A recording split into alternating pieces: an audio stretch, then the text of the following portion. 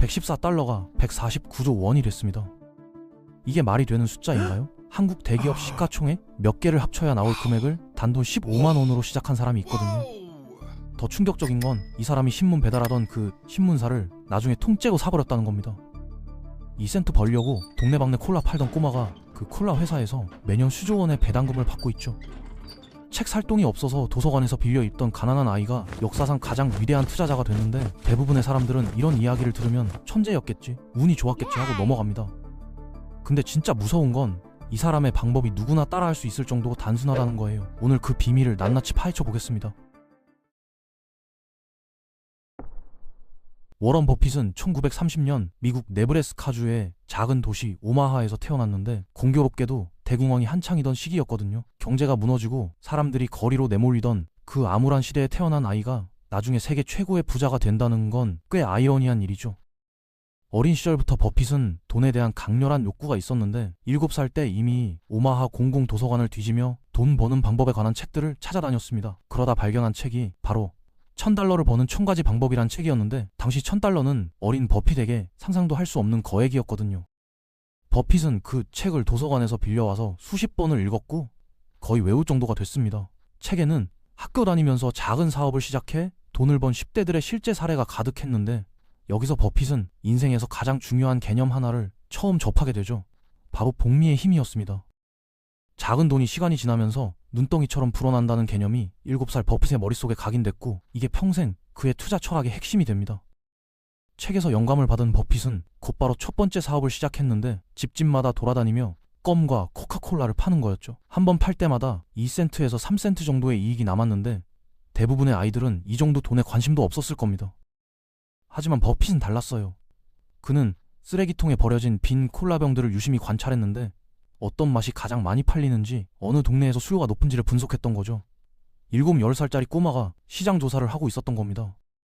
이 과정에서 버핏은 중요한 비즈니스 원리 하나를 깨닫게 되는데, 재고를 빨리 팔아야 자본이 빨리 돌아온다는 거였습니다. 현금 회전주기라는 개념을 초등학생 나이에 체득한 셈인데, 이게 나중에 그의 투자에서 엄청나게 중요한 역할을 하게 되죠. 대부분의 어른들도 모르는 개념을 어린 버핏은 콜라를 팔면서 몸으로 익힌 거예요. 11살이 되던 해, 버핏은 인생 첫 주식을 삽니다. 그동안 모은 114달러 전부를 시티 서비스라는 회사에 투자했는데 주당 38달러에 샀죠. 그런데 주식을 사자마자 가격이 떨어지기 시작했습니다. 38달러에서 27달러까지 곤두박질 쳤는데, 11살 아이에게 이건 엄청난 스트레스였을 겁니다. 하지만 버핏은 참고 버텼고, 주가가 40달러고 회복되자 바로 팔아서 작은 이익을 챙겼죠. 문제는 그 다음이었습니다. 버핏이 판 직후 그 주식은 로켓처럼 치솟아서 200달러를 넘어버렸거든요. 버핏은 엄청난 후회를 했는데, 이 경험에서 두 가지 중요한 교훈을 얻었습니다. 주식시장에서 진짜 돈을 벌 수 있다는 것, 그리고 그러려면 시장을 제대로 이해해야 한다는 것이었죠. 훗날 버핏은 자신의 스승 벤저민 그레이엄에게서 미스터 마켓이라는 개념을 배우게 되는데, 시장은 매우 감정적인 존재라서 하루는 공포에 질려 헐값에 팔고, 하루는 탐욕에 눈이 멀어 비싸게 산다는 거죠. 11살의 그 경험이 이 교훈을 받아들일 준비를 시켜준 셈입니다. 이때부터 버핏의 본격적인 공부가 시작됐는데, 주식시장에 관한 책이란 책은 다 읽기 시작했습니다. 차트 분석, 기술적 분석, 트레이딩 기법 등 당시 나와있던 거의 모든 투자 서적을 섭렵했죠. 동시에 그는 여러가지 작은 사업도 계속했는데, 친구와 함께 중고 핀볼 머신을 25달러에 사서 이발소에 설치한 게 대표적입니다. 아이디어는 간단했어요. 머리 자르러 온 사람들이 기다리면서 심심하니까 게임을 할 거고, 그럼 자동으로 돈이 들어온다는 거였죠. 이 사업은 대성공이었는데, 버핏은 한 대고 시작해서 세 군데 다른 위치에 기계를 늘렸습니다. 15살에 이미 패시브 인컴, 즉 일하지 않아도 들어오는 수입을 만들어낸 거죠. 요즘 25살 넘어서도 패시브 인컴이 뭔지 모르는 사람들이 수두룩한데, 버핏은 중학생 때 이미 실현하고 있었던 겁니다. 거기에 더해서 신문 배달까지 하면서 적극적인 수입도 동시에 벌었는데, 한 사람이 여러 개의 수입원을 가진다는 개념 자체가 그 시대에는 흔치 않았거든요. 15살이 되자 버핏은 인생 첫 소득세 신고를 합니다. 당시 미국에서는 연 소득 500달러 이상이면 세금 신고 의무가 있었는데, 버핏의 수입이 그걸 넘어선 거죠. 더 놀라운 건 세금 신고를 하면서 사업에 쓰는 자전거의 감가상각비 35달러를 공제했다는 겁니다. 감가상각이라는 게 뭐냐면, 사업에 쓰는 물건은 한 번에 비용 처리하는 게 아니라 사용기간에 걸쳐 나눠서 비용으로 잡는 건데, 이러면 세금을 줄일 수 있거든요. 요즘 어른들도 잘 모르는 세금 절약 기법을 10대 소년이 활용하고 있었던 겁니다. 16살에는 $2,000를 모아서 40에이커짜리 농장을 샀는데 바로 임대를 놓아서 또 패시브 인컴을 만들었습니다. 이 나이에 대부분의 청소년들은 부모한테 용돈 받아서 쓰는데 버핏은 부동산 투자를 하고 있었던 거죠. 18살에 대학을 졸업할 때쯤 그의 순자산은 $5,000에 달했는데 현재 가치로 환산하면 한국 돈으로 약 4천만 원 정도 됩니다. 중요한 건 이 돈이 부모한테 받은 게 아니라 순전히 본인의 노력과 사업 수완으로 번 돈이라는 거예요. 여기서 한 가지 짚고 넘어가야 할 게 있습니다. 이 시점까지 버핏은 주식으로 큰 돈을 번 적이 없었거든요. 그의 초기 자본은 순수하게 노동과 사업에서 나온 겁니다. 주식 관련 책은 거의 다 읽었지만 정작 주식시장에서 돈을 버는 방법은 아직 찾지 못한 상태였죠.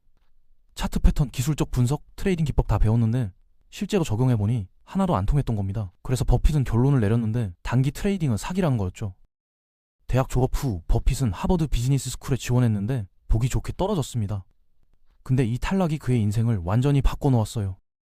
1949년에 가치 투자의 아버지라 불리는 벤저민 그레이엄이 현명한 투자자라는 책을 출간했는데 버핏이 이 책을 읽고 완전히 머리 한 대 맞은 거죠. 버핏은 이 책을 두고 투자에 관해 쓰여진 책 중 최고라고 말했습니다. 처음에는 저자가 이미 죽었거나 아주 늙었을 거라고 생각했는데 알고 보니 그레이엄이 컬럼비아 대학교에서 경제학 교수로 활동하고 있었던 거예요. 버핏은 즉시 컬럼비아 대학원에 지원했고 합격해서 2년 동안 그레이엄에게 직접 배울 수 있게 됐습니다. 이때 버핏은 주식시장의 진짜 게임을 배우게 되는데 내재가치 평가 방법, 주식시장 심리, 안전마진 개념 같은 것들이었죠. 특히 안전마진이라는 게 중요한데 회사의 실제 가치보다 충분히 싼 가격에 사야 손해볼 확률이 줄어든다는 개념이거든요. 버핏의 동급생들은 나중에 그가 정말 뛰어난 학생이었다고 회상했습니다. 항상 맨 앞줄에 앉았고 그레이엄 교수가 질문을 던지면 제일 먼저 손을 드는 게 버핏이었죠. 교수도 이런 열정적인 학생을 좋아할 수밖에 없었습니다. 버핏은 A+ 성적으로 석사 학위를 마쳤는데 졸업 후 21살의 나이에 그레이엄의 투자 회사에 입사 지원을 합니다. 심지어 월급 없이 일하겠다고 했어요. 거기서 배울 수 있는 것들의 가치가 월급보다 훨씬 크다는 걸 알았기 때문이죠. 하지만 그레이엄은 버핏을 거절했습니다. 회사에 빈자리가 없었거든요. 버핏은 월스트리트에서 일하고 싶었지만 아버지와 그레이엄 둘 다 강하게 말렸습니다. 월스트리트의 나쁜 관행들이 그의 재능을 망칠 거라는 이유였죠. 그래서 버핏은 아버지의 주식 중개 회사에서 세일즈맨으로 일하게 됐는데 이 시기에 데일 카네기의 대중 연설 과정을 수강했습니다. 물에 공포증이 있었는데 이걸 극복하고 싶었거든요. 나중에 버핏은 이 과정이 인생 최고의 투자 중 하나였다고 말했습니다. 1952년 22살의 버핏은 수잔이라는 여성과 결혼했는데 배우자 선택에서도 그의 현명함이 드러납니다. 수잔은 버핏처럼 단순한 것을 좋아하고 쓸데없는 사치를 싫어하는 사람이었거든요. 집안일을 맡아주고 버핏의 독서와 투자 습관을 응원하며 모든 기복을 함께 견뎌줬습니다. 버핏은 자주 말하길 인생에서 가장 중요한 결정은 누구와 결혼하느냐라고 했는데 본인이 그걸 실천한 거죠. 3년이 지난 1954년 드디어 그레이엄이 버핏에게 연락을 합니다. 회사에 자리가 났으니 오라는 거였죠. 버핏은 연봉 $12,000를 받게 됐는데 당시로서는 상당히 좋은 대우였습니다. 하지만 버핏은 그레이엄과 단 2년밖에 일하지 못했어요. 1956년에 그레이엄이 은퇴하면서 회사를 닫아버렸거든요. 그렇지만 그 2년은 버핏 인생에서 가장 가치 있는 시간이었습니다. 그레이엄의 투자 전략은 단순했는데 회사의 진짜 가치를 파악하고 그보다 싼 가격에 사는 거였죠. 특히 시가벡트 투자라는 방법을 많이 썼는데 이게 뭐냐면 거의 망해가는 회사 중에서 아직 한 모금 정도의 가치가 남아있는 걸 찾아내는 거예요. 마치 다 피운 담배꽁초가 쓰레기통에 버려져 있는데 거기서 마지막 한 모금을 빨아들이는 것처럼 말이죠. 그레이엄은 이 마지막 한 모금에서 수익을 냈고 버핏은 이 방법을 완벽하게 익혔습니다. 그레이엄이 은퇴하자마자 버핏은 1956년에 자신만의 투자 파트너십을 시작했습니다. 버핏의 말에 따르면 그레이엄의 투자 전략이야말로 진짜 투자고 제대로 된 투자란 가치 투자뿐이라는 거였죠. 이때 버핏 파트너십의 시대가 열렸는데 이건 앞으로 수백 년 동안 기억될 전설의 시작이었습니다. 마치 셰익스피어나 국부론처럼 말이에요. 1957년부터 버핏은 투자자들에게 공식 서한을 쓰기 시작했는데 처음에는 시장 동향이나 간단한 업데이트 정도였지만 1960년대 들어서면서 이 편지들은 시대를 초월하는 지혜의 보고가 됐습니다. 버핏은 자신의 투자 철학을 공유하고 어떤 주식을 왜 샀는지 그때 무슨 생각을 했는지를 솔직하게 다 털어놨거든요. 마치 열린 책처럼 모든 걸 보여준 거죠. 버핏이 투자회사를 시작할 때 자기 돈은 딱 $100만 넣었습니다. 나머지 약 $10만 누나, 이모, 가까운 지인들에게서 모은 거였죠. 가장 미친 부분은 그의 수수료 구조였는데 관리 수수료가 0이었어요. 게다가 처음 6% 수익까지도 수수료를 안 받았습니다. 오직 6%를 넘어서는 초과 수익의 25%만 버핏 몫이었죠. 이게 무슨 뜻이냐면 펀드가 6% 이상 수익을 못 내면 버핏은 1년 동안 한 푼도 못 번다는 거예요. 대신 펀드가 대박을 터뜨리면 버핏도 같이 부자가 되는 구조였습니다. 이건 완벽한 윈윈 상황이었는데 버핏의 이해관계가 투자자들과 정확히 일치했기 때문이죠. 펀드가 잘 되면 모두가 돈을 벌고 못 되면 버핏이 제일 손해를 보는 구조였습니다. 이때부터 버핏은 진짜 고된 노동을 시작했는데 무디스 매뉴얼이라는 기업 정보집을 펴서 A부터 G까지 모든 상장 기업을 한 페이지씩 읽었거든요. 그 시대에는 인터넷도 없고 주식 스크리너도 없었습니다. 오직 책과 펜과 끈기만 있었죠. 버핏은 수천 개의 회사를 분석했고 심각하게 저평가된 주식을 찾을 때까지 멈추지 않았습니다. 펀드의 성과가 너무 좋아서 사람들이 더 많은 돈을 맡기기 시작했고 버핏의 순자산도 폭발적으로 늘어났습니다. 이 즈음에 버핏은 집을 사기로 결정하는데 이 결정 뒤에도 재미있는 이야기가 있어요. 한 번은 주주총회에서 누군가가 버핏에게 물었습니다. 집을 사기 가장 좋은 시기가 언제냐고요? 버핏의 대답이 걸작이었는데 1952년 결혼한 후에 아내 수잔이 다른 사람들처럼 집을 사고 싶어 했대요. 하지만 버핏이 설득했죠. 지금 있는 돈으로 집을 사면 투자할 돈이 없어진다고, 조금만 기다리면 나중에 집도 사고 투자 자본도 가질 수 있다고요. 수잔은 버핏을 믿고 기다렸고 결국 1958년 28살이 되어서야 버핏은 오마하에 5개짜리 소박한 집을 샀습니다. 억만장자가 된 지금도 버핏은 그 집에서 살고 있어요. 감정과 추억이 모두 그 집에 담겨있기 때문이죠. 집 구매에 대출을 받았는지는 정확히 알려진 바가 없지만 당시 버핏의 순자산이 약 50만 달러였고 집값은 31,500달러에 불과했으니 아마 현금으로 가능성이 높습니다. 대출 걱정도 없고 압박도 없었던 거죠. 적절한 때에 현명한 결정을 내린 대가였습니다. 여기서 우리가 배울 점은 집을 서둘러 사지 말라는 겁니다. 때로는 집이 당신의 잠재력을 막을 수도 있거든요.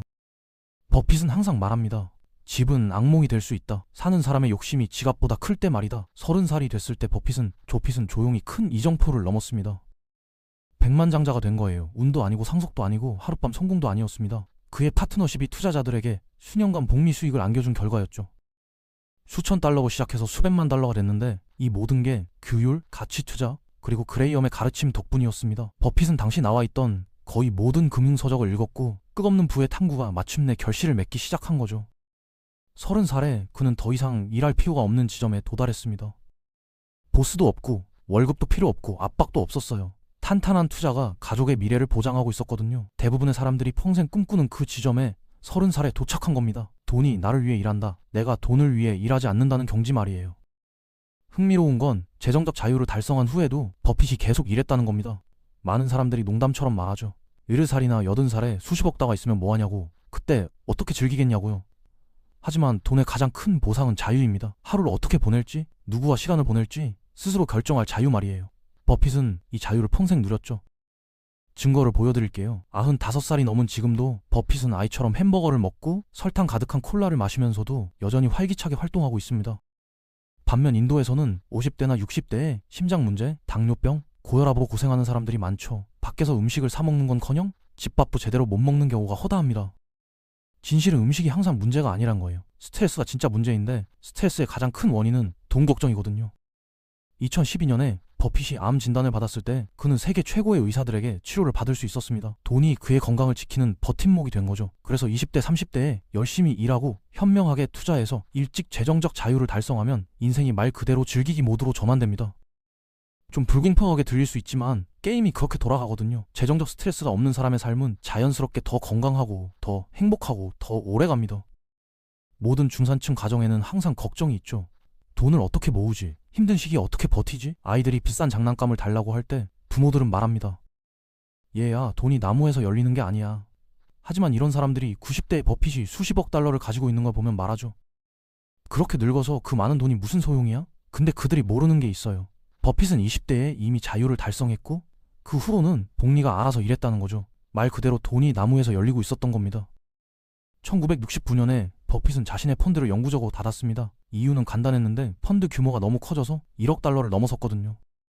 그 정도 돈을 투자하려면 엄청나게 많은 저평가 주식을 찾아야 하는데 그런 기회가 그때는 별로 없었던 거죠. 그때 버핏의 순자산은 약 2,500만 달러였고 나이는 39살이었습니다. 억만장자가 되기까지는 아직 갈 길이 멀었지만 그의 인생에서 가장 큰 전환점이 곧 찾아올 참이었어요. 바로 평생의 파트너 찰리 멍거를 만나는 거죠. 칼 융이 말했듯이 인생은 정말로 40에서 시작됩니다. 그리고 가장 좋은 건 버핏이 40대에 배운 중요한 교훈들을 여러분은 20대에 배울 수 있다는 거예요. 복리의 힘은 투자에만 적용되는 게 아니라 지식, 관계, 평판에도 적용됩니다. 버핏이 증명했듯이 작은 시작이 거대한 결과로 이어질 수 있어요. $114가 149조 원이 될 수 있다면 당신의 시작은 어디까지 갈 수 있을까요?